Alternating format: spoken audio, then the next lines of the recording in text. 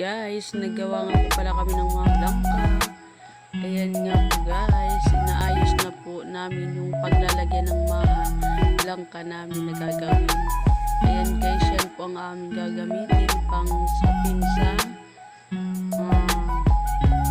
Ilao.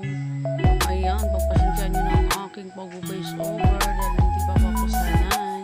So ayan na nga guys, ang aming lagayan at inayos na rin namin, ginayak na rin namin ang aming gagamitin sa pagmablangka, yung gata at yung asukal at corn. Ayan guys, sinasali na namin yung gata sa kaldero at pinaghalo-halo namin yung asukal at corn. Ayan, tapos gata yan guys. Mabilis maluto. So ayan na nga po.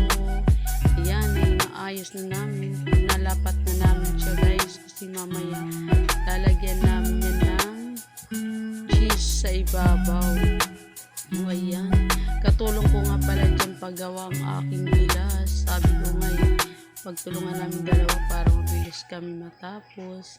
Birthday nga pala guys ng aking biyanan ngayon, kaya siya ay nagpaluto sa akin ng maha. So yan na nga guys, tapos na kami magawa ng aking bilas ng maha. Ayan guys, pa-share and like na lang po sa aking video. Maraming salamat.